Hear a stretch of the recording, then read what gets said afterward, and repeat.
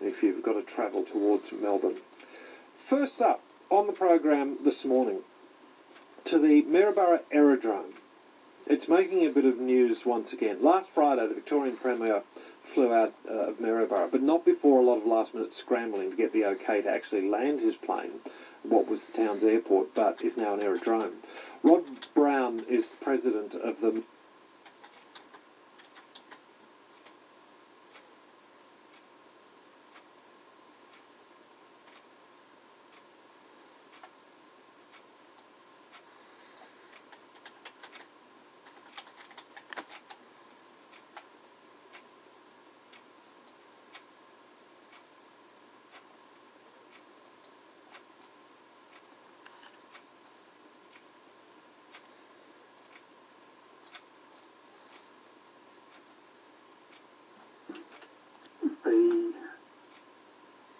aerodrome was moved into a status called an ALA, or an authorised landing area. Yep.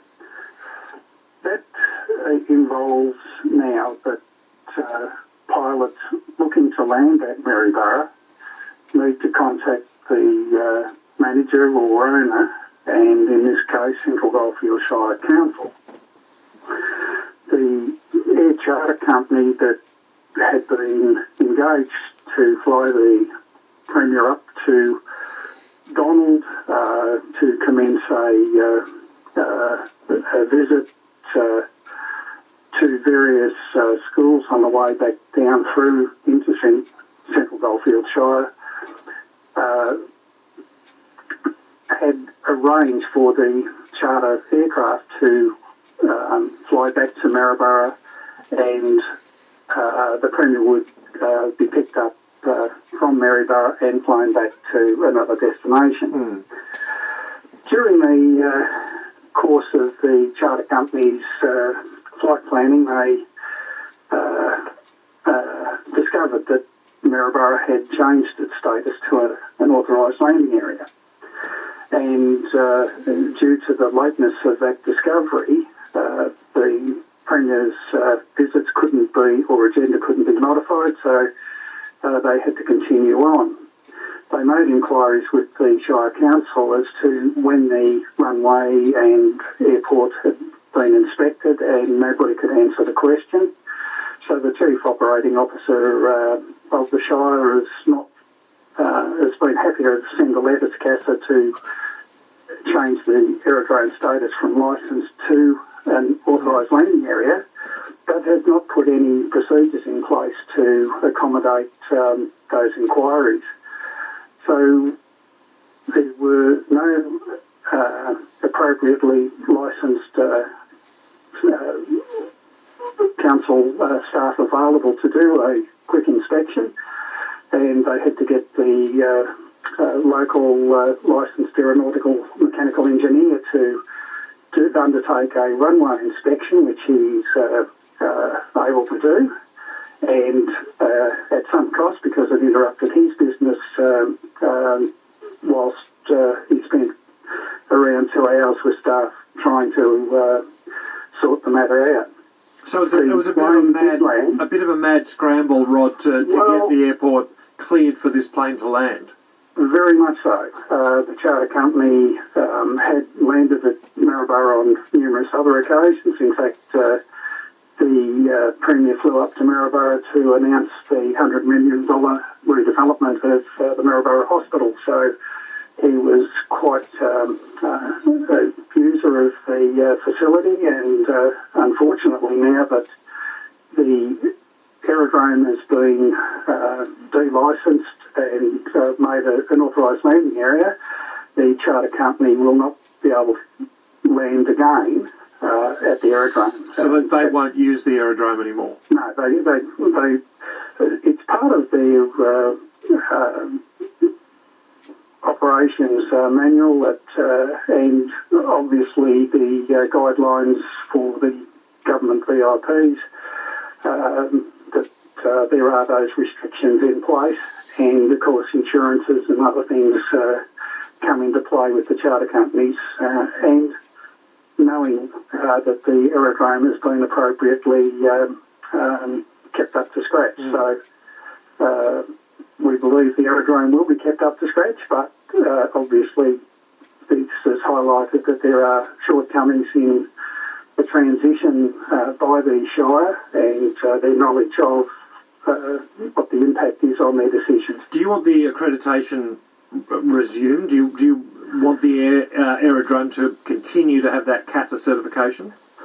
We believe, as a community, in fact there were 24 members of the community spoke to the Chief Administrator back on the 24th of October, and we were still pushing that they reconsider that change. Unfortunately, they weren't prepared to make changes and claim that they weren't able to make those changes once it had been acted upon. The NOTAM, or notice to airmen, that was put in place and took effect on the just after midnight on the 1st of November, was never withdrawn. We believe they could have withdrawn it, but it was never withdrawn. So the impact ongoing is it restricts the type of charter companies or aviation activity. We won't be able to put in anything like a instrument landing approach, which uses a GPS location so an aircraft can be at a safe height as it enters the aerodrome area. Rod, do you know if the Premier knew about the problems at the aerodrome as they were coming in? Well, the Premier wasn't on board the aircraft when it came in. Right, he was to get on and be flown out. He was taken by car to make his various agenda visits on the way from Donald back down through to Maryborough, and it was only the takeoff that the Premier was involved in, but even so, that aircraft was being used by the Premier and his staff to move around on this busy schedule. What it does demonstrate, Rod, to me is like some aircraft will not be able to use that aerodrome anymore.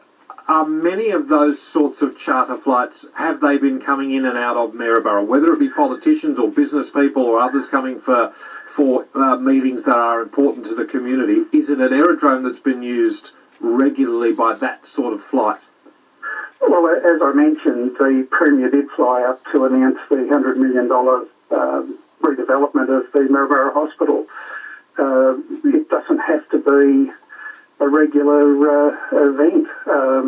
It is something that I could say happens irregularly, but when you start to talk $100 million announcements and the like, that has a lot of impact on our local community. And the thing that I find distressing is last September we had 3 businesses walk away from the aerodrome, one of which was to bring in aircraft and assemble them in Maryborough for distribution across Australia.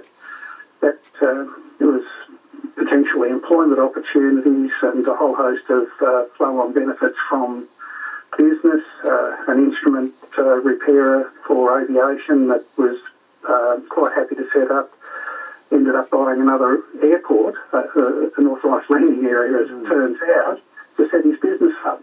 So there's been a substantial loss of opportunity because of the indecision of the administrators or understanding of the benefit of this to the community. Will you go back now to the Shire and ask them to reconsider in light of what happened on Friday? Unfortunately, that's not possible because once the airport has been delicensed and taken back to an ALA, we have lost what are known as the grandfathering benefits of the aerodrome. Now, the grandfathering benefits are that it was licensed, and as such, the CASA, as the authority, accept that any of the, let's say, shortcomings from current regulations are still accepted as a licensed aerodrome. If we were to reapply to be a licensed aerodrome, we have to comply with the new rules. And that would be very expensive.